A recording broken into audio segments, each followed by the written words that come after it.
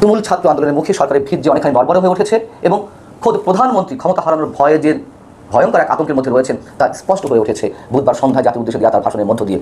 তার কণ্ঠধ্বনি, তার বাচনভঙ্গি, তার বক্তব্য সেই বিষয়গুলোরই প্রতিচ্ছবি আমাদের সামনে উপস্থিত করেছে, এটুকু নিশ্চিত করে বলা যায়। রাত প্রায় শেষ, তখনও পিছু হটেনি কোটা বিরোধী আন্দোলনরতরা। মুহুর্মুহু শব্দে একের পর এক টিয়ার সেল ও শটগানের গুলি ছুড়ছে পুলিশ ও র্যাব। সরকারি চাকরিতে কোটা সংস্কারের দাবিতে আন্দোলন করছেন সাধারণ শিক্ষার্থীরা। এই আন্দোলনে এখন উত্তাল সারা দেশ। প্রথম দিকে আন্দোলন শান্তিপূর্ণভাবে চললেও পরে ছাত্রলীগের হামলায় তার সহিংসতায় রূপ নেয়। সংঘর্ষে দেশব্যাপী বেশ কজন নিহত হবার পাশাপাশি আহত হয়েছেন কয়েকশো ছাত্রছাত্রী। সব মিলিয়ে উদ্বিগ্ন অভিভাবকরা। এদিকে শিক্ষার্থীদের উপর হামলা ও হত্যাকাণ্ডের ঘটনায় এবার প্রতিক্রিয়া জানিয়েছে। প্রিয় দর্শক বন্ধুরা, আসসালামু আলাইকুম। নতুন একটি ভিডিওতে আপনাদের জানাচ্ছি স্বাগতম। আজকের এই ভিডিওতে আপনারা দেখতে চলেছেন কোটা বিরোধী যে আন্দোলনটি হয়েছে, এই আন্দোলনটি কতটুকু সুষ্ঠু এবং কতটুকু সফলের দিকে এগিয়ে যাচ্ছে, সেই বিষয়গুলো নিয়ে কিন্তু মুখ খুলেছে পিনাকি ভট্টাচার্য। শুধু তাই নয় প্রিয় দর্শক বন্ধুরা, সেই বিষয় নিয়ে কিন্তু মুখ খুলেছে জাহিদ টাকিও। জাহিদ টাকি কিন্তু সরাসরি শেখ হাসিনার দিকে আঙুল তুলে কথা বলেছে। তাহলে কি অবশ্যই শেখ হাসিনার কাল দিন চলে এসেছে? শেখ হাসিনাকে তাহলে এই বাংলাদেশ থেকে পালিয়ে যাবে? সেই বিষয় নিয়েও কিন্তু মুখ খুলেছে পিনাকি ভট্টাচার্য এবং জাহিদ টাকি। আর অনেক কিছু থাকছে আজকের এই ভিডিওতে। আজকের এই ভিডিওটি স্কিপ না করে সম্পূর্ণ দেখবেন। আশা করি আপনারা বিস্তারিতের মাধ্যমে সবকিছু পানিরভাবে ক্লিয়ারের মাধ্যমে সবকিছু বুঝতে পারবেন।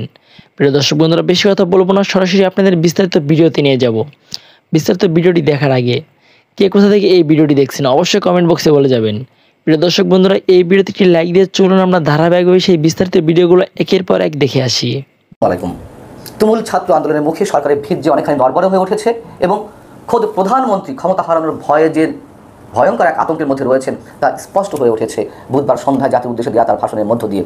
তার কণ্ঠধ্বনি, তার বাচনভঙ্গি, তার বক্তব্য সেই বিষয়গুলোরই প্রতিচ্ছবি আমাদের সামনে উপস্থিত করেছে, এটুকু নিশ্চিত করে বলা যায়। তবে তিনি যতই আতঙ্কের মধ্যে থাকুন না কেন, তার বক্তব্যে সত্যের অনেকখানি অপলাপ আমাদের সামনে উপস্থিত হয়েছে। যেমন তিনি বলেছেন যে এই আন্দোলনের মধ্য দিয়ে যারা নিহত হয়েছেন তাদের প্রতি শোক সমবেদনা ঠিকই জানিয়েছেন, কিন্তু এর দায় দায়িত্ব চাপিয়ে দেওয়ার চেষ্টা করেছেন বিরোধী দলের নেতাকর্মীদের উপরে, বিএনপি জামাত শিবিরের উপরে। কারা শিক্ষার্থীদেরকে হত্যার জন্য দায়ী তাকে আমরা অনুমান করতে পারি না। কারা শিক্ষার্থীদের বুকে গুলি চালিয়েছে তাকে আমরা সরাসরি দেখিনি। রংপুর বেগম রোকেয়া বিশ্ববিদ্যালয়ের শিক্ষার্থী আবু সাইদ বুক চিতিয়েছিলেন, তাকে সরাসরি ঠান্ডা মাথায় কীভাবে পুলিশ গুলি করছে, রাবার বুলেট ছুটছে সেটি আমরা দেখিনি। পুলিশের পাশাপাশি এই মুহূর্তে সাধারণ মানুষদের মধ্যে কারা অবস্থান করার সাহস রাখে সরকারি দলের অঙ্গ সংগঠন ছাত্রলীগ যুবলীগের নেতাকর্মী ছাড়া? কারা পুলিশের পাশাপাশি অবৈধ অস্ত্র নিয়ে নিরীহ শিক্ষার্থীদের উপর আক্রমণ চালাতে পারে? এটিকে আমাদের বিশ্বাস করা সম্ভব যে বিএনপি জামাত শিবিরের নেতাকর্মীরা প্রকাশ্যে অস্ত্র নিয়ে শিক্ষার্থীদের উপর হামলা করছে পুলিশের সামনে দিয়ে? অতএব তিনি সত্যের অপলাপ করেছেন। যথাযথ শাস্তির ব্যবস্থা করবেন কাদের? তিনি গতানুগতিক যে বক্তব্য দিয়েছেন সেটিতে আমরা খুব বেশি অবাক হইনি। এবং সত্যের অপলাপের আরও বড় একটু উদাহরণ তিনি মন্তব্য করেছেন তার ভাষণের মধ্য দিয়ে। 2018 সালে ছাত্রদের যে দাবি ছিল তখনকার কোটা সংস্কার আন্দোলনের মধ্য দিয়ে, সেই দাবির প্রেক্ষিতে নাকি তিনি কোটা প্রথা বাতিল করেছেন।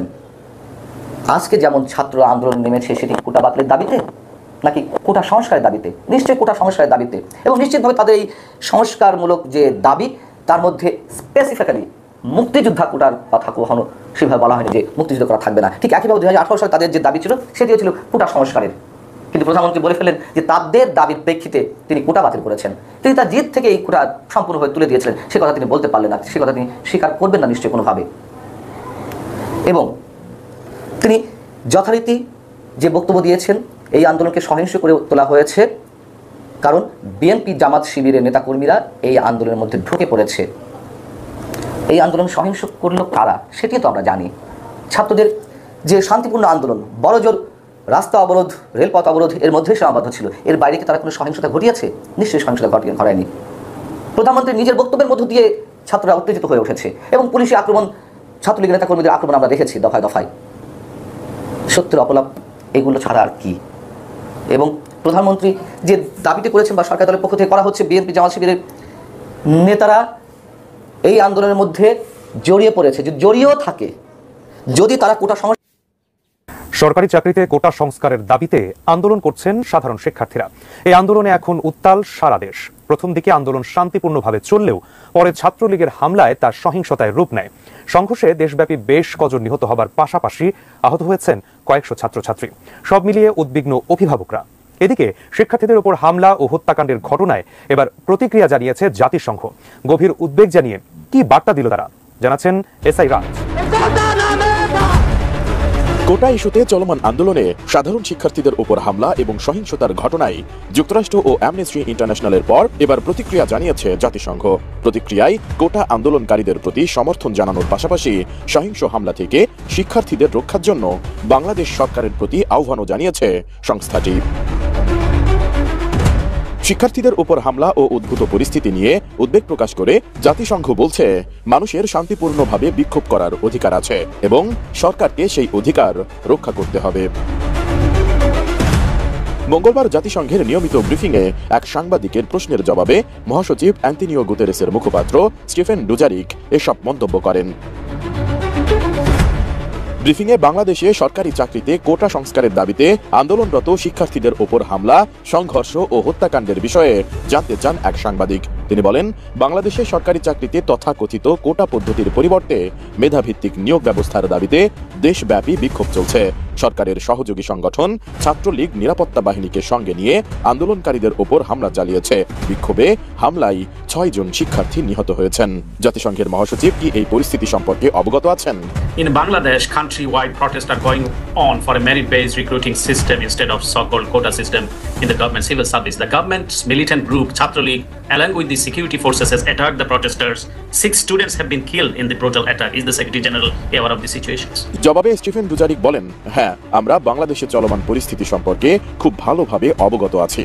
আমরা ঘনিষ্ঠভাবে এবং উদ্বেগের সাথে পরিস্থিতির ওপর নজর রাখছি। Yes, we are very much aware of the situation which we're following closely. জাতিসংঘের মহাসচিবের মুখপাত্র স্টিফেন ডুজারিক এ সময় আরো বলেন, আমি মনে করি বাংলাদেশে হোক বা বিশ্বের অন্য কোথাও মানুষের শান্তিপূর্ণভাবে বিক্ষোভ করার অধিকার রয়েছে এবং যে কোনো ধরনের হুমকি বা সহিংসতা থেকে বিক্ষোভকারীদের রক্ষার জন্য আমরা বাংলাদেশ সরকারের প্রতি আহ্বান জানাই। বিশেষ করে যুবক বা শিশু বা প্রতিবন্ধী ব্যক্তিদের মতো যাদের অতিরিক্ত সুরক্ষার প্রয়োজন হতে পারে, যেন তারা শান্তিপূর্ণভাবে প্রতিবাদ করতে পারে। I think whether it's in Bangladesh or anywhere else in the world, people have a right to demonstrate peacefully, and we call on the government of Bangladesh to protect the demonstrators against any form of threat or violence, and especially those who may be protesting peacefully, who may need extra protection, such as young people, children, or people with disabilities. But it is a fundamental human right to be able to demonstrate peacefully, and governments should protect those rights. এর আগে গত 14 April চীন সফর নিয়ে আয়োজিত সংবাদ সম্মেলনে কোটা সংস্কার আন্দোলন প্রসঙ্গে করা এক প্রশ্নের জবাবে প্রধানমন্ত্রী শেখ হাসিনা বলেন, মুক্তিযুদ্ধ নিয়ে এত ক্ষোভ কেন? মুক্তিযোদ্ধার নাতিপুতিরা কিছুই পাবে না? তাহলে কি রাজাকারের নাতিপুতিরা সব পাবে? মুক্তিযুদ্ধের বিরুদ্ধে এত ক্ষোভ কেন? মুক্তিযোদ্ধাদের নাতিপুতিরাও পাবে না, তাহলে কি রাজাকারের নাতিপুতিরা পাবে? সেটা আমার প্রশ্ন, দেশবাসীর কাছে প্রশ্ন। প্রধানমন্ত্রীর এই বক্তব্যের পর কোটা সংস্কার আন্দোলনকারীদের রাজাকারের বাচ্চা বা নাতিপুতি বলা হয়েছে এমন অভিযোগ করে রোববার রাত থেকে প্রতিবাদ শুরু করেন ঢাকা বিশ্ববিদ্যালয়ের সাধারণ শিক্ষার্থীরা। রাতে প্রথমে রোকেয়া হলের শিক্ষার্থীরা হল থেকে মিছিল নিয়ে বের হয়ে আসেন। তারা স্লোগান দেওয়া শুরু করেন, তুমি কে আমি কে, রাজাকার রাজাকার।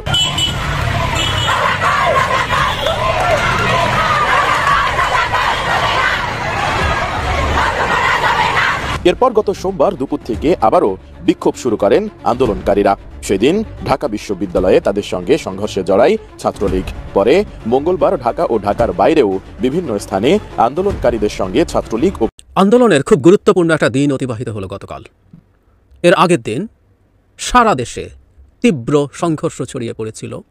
সেই সংঘর্ষে 6 জন শিক্ষার্থী নিহত হয়েছে, তাদেরকে হত্যা করা হয়েছে ছাত্রলীগ এবং পুলিশ মিলে। তারপর শুধু তাই তো না, তার মধ্যে শত শত হাজার হাজার শিক্ষার্থী আহত হয়েছিল। পরদিন কি হয়, এই ভয়ঙ্কর বিভৎস নিপীড়ন অত্যাচারের পর আন্দোলনকারীরা থেমে যাবে কি যাবে না, এইটা দেখার একটা ব্যাপার ছিল। এবং আমরা দেখলাম অসীম সাহস নিয়ে পরদিন আবারও শিক্ষার্থীরা তাদের আন্দোলনে নামলেন। এবং শুধু শিক্ষার্থীরা নেমেছেন তা না, বিভিন্ন জায়গায় তারা যখন তাদের আন্দোলন কর্মসূচি পালন করতে গেছেন, বহু জায়গায় ছাত্রলীগের গুন্ডারা আগের দিনের মতো তাদের উপরে হামলে পড়েছিল এবং সেই হামলে পড়া সময় দেখা গেছে স্থানীয় মানুষজন তাদের পাশে এসে দাঁড়িয়েছে।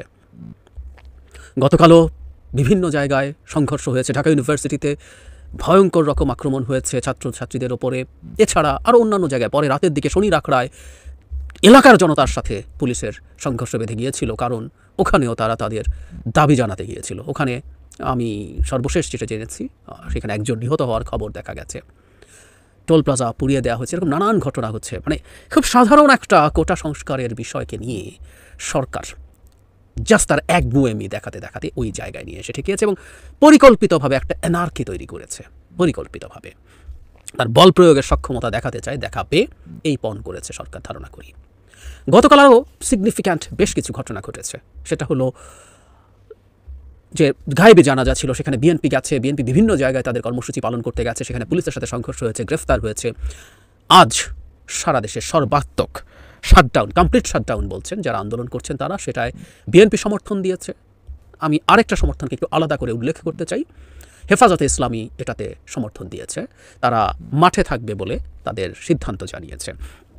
একটা কথা নিয়ে দীর্ঘদিন আমাদের সমাজে ডিবেট আছে, সেটা হলো এই সরকার বিরোধী যে মুভমেন্ট, আমি কোটা আন্দোলন আর এখন ঠিক কোটার জায়গায় আছে নাও হতে পারে, এবং আমি অন্তত আমার ইন্টারপ্রিটেশনে বহুবার বলার চেষ্টা করেছি, যারা কোটাকে বাহানা করে কোটার জন্য মাঠে নেমেছে সেই সাধারণ শিক্ষার্থীদের কথা বলছে, যাদের কোনো রকম কোনো পলিটিক্যাল অ্যাফিলিয়েশন নেই, কোনো দলের সাথে ন্যূনতম কোনো সমর্থনের জায়গা নেই, তারাও যে শুধু কোটার জন্য নেমেছে তা না। ওর আর্থিক সংকট, ওর বেকারত্ব, ওর পরিবারের সংকট, ওর পরিবার এই দেশের বাজার থেকে বাজার করে খায়, ও এই দেশে লুটপাট দুর্নীতি দেখে, ওর মধ্যেও তীব্র ক্ষোভ জমা হয়। ক্ষোভ তো আমরা কোনো না কোনোভাবে প্রকাশ করতে চাই, প্রকাশ হয়ে যায়, নিশ্চিতভাবে এখানেও কোটাকে দিয়ে সেই ক্ষোভগুলো বেরিয়ে আসছে। এবং এই মুভমেন্টে আছে বিভিন্ন জায়গায় যখন সাধারণ মানুষ যুক্ত হচ্ছেন তাদের সাথে, শনির আখড়াতে বা অন্যান্য বিভিন্ন জেলায় প্রচুর ভিডিও দেখছি, সারাদিন ইনফ্যাক্ট এগুলোই দেখছিলাম। তাদের মধ্যেও শুধু কোটা যে সংকট তা না, কোটা তাদের জন্য সংকট, তাদের সন্তানরা কোনো একদিন চাকরি খুঁজতে যাবে, যাদের সন্তান এখনও ছোটো, আর যাদের সন্তান সেই উপযুক্ত হয়েছে তাদের তো ইমিডিয়েটলি এটা ক্রাইসিস। এছাড়াও তার জীবনযাপনের সংকট কিন্তু রয়েছে, সে মাঠে নামছে, সংযুক্ত হচ্ছে। ফলে এই ধরনের একটা, আমি অবাক হব না এটা এই রেজিমের বিরুদ্ধে একটা মুভমেন্ট হিসাবে যদি দাঁড়িয়ে যায়, এবং তখন সেই মুভমেন্টটা কারা করবে, কে করবে, কীভাবে করবে, কতটুকু করবে, কে কে থাকবে, কে কে থাকবে না, এই ধরনের একটা আলাপ ছড়িয়ে দেওয়ার চেষ্টা আছে আমাদের এখানে। আমি ব্যক্তিগতভাবে একটা জিনিস মনে করি, সেটা হচ্ছে কখনো কোনো এরকম দানবীয় সরকার যদি ক্ষমতায় থাকে, মানে খুব কমন এক্সাম্পল প্রচুর দেন, আমিও আবার একটু দেই পুরোনো এক্সাম্পল। বাড়িতে যখন আগুন লাগে, আগুনটা নেভানো হলো প্রথম কাজ, সে বাড়িটা পরিষ্কার না অপরিষ্কার, ওটা নর্দমার পানি না পুকুরের পানি দেখার ব্যাপার নেই, আগুন নেভাতে হবে। আজকে এই রেজিম যে জায়গায় এসছে এবং তারা যে পরিমাণ নিপীড়ক হয়ে উঠেছে, অত্যন্ত অহিংস, একেবারে নিরস্ত্র, সাধারণ শিক্ষার্থীদের উপরে যেভাবে ছাত্রলীগকে লেলিয়ে দিয়ে বহু হতাহত করা হয়েছে, মেরে ফেলা হয়েছে সাধারণ শিক্ষার্থীদের, তার বিরুদ্ধে রুখে দাঁড়ানোর জন্য এই দেশের প্রত্যেকটা নাগরিকের কর্তব্য, প্রত্যেকটা রাজনৈতিক দল, অন্যান্য সংগঠনও এটার পার্ট হওয়াটা আমাদের ওয়েলকাম করা উচিত। এই মুহূর্তে এই মানে অনেকে ফ্যাসিস্ট রেজিম বলেন, আমি বলি না, আমি বহুবার বলেছি ফ্যাসিস্ট বলা মানে হচ্ছে ওদেরকে সম্মান দেওয়া, ওরা একটা মাফিয়া রেজিম। এই মাফিয়া রেজিমের বিরুদ্ধে দাঁড়ানো তাদের, আমাদের সবার জন্য উচিত। সুতরাং আমি ধারণা করি সামনের সময়গুলো এই সরকারের বিরুদ্ধে এখন যেটা আস্তে আস্তে অধিকার, মানে কোটা তো আসলে একটা সিম্বল, আপনি মানুষকে বঞ্চিত করছেন, আমরা নাগরিকরা কিন্তু বঞ্চিত হচ্ছি। মানে আমাদের এই ফিলিংটা কেন আসে? কারণ আমরা নাগরিকরা বঞ্চিত বোধ করি। আমি নাগরিক বলার সাথে সাথেই প্রায় মনে হয় নাগরিক শব্দটা বলি আর কি, এই কথাটাও রিপিট হয়, তারপরও বলি আমরা তো নাগরিক না, আমাদেরকে প্রজাও না, কৃতদাস হিসাবে দেখা হয়। সো কৃতদাস হতে হতে হতে হতে থাকতে থাকতে এটা একটা ভয়ঙ্করতম বঞ্চনা। আপনি একটা স্টেটে আছেন, সেখানে আপনি কৃতদাস হিসাবে আছেন, আপনার স্টেক নাই। সংবিধানে যতই লেখা থাকুক আপনি সকল ক্ষমতার উৎস, মালিক, লাভ নেই, আমরা কেউ না। সো ওই জায়গায় এটা চলে গেছে। এইখানে আসলে সবাই যখন ঐক্যবদ্ধ হয়, সেটা একটা ডিফারেন্ট ডাইমেনশন তৈরি হয় এবং এটাকে আমাদের ওয়েলকামই করা উচিত। আজ যেটা কর্মসূচি আছে সেটা হচ্ছে সর্বাত্মক শাটডাউন। তাদের একটা ফ্লায়ার তারা ইউজ করেছেন, সেখানে আমি একটু পড়ে শোনাই, এবং আমি মনে করি আমাদের সামনে একটা বিরল সুযোগ তৈরি হয়েছে এটার সাথে শরিক হওয়ার। হ্যাঁ, আমরা প্রত্যেকে শরিক হতে পারি। কীভাবে পারি আমি সেই প্রসঙ্গে আসবো।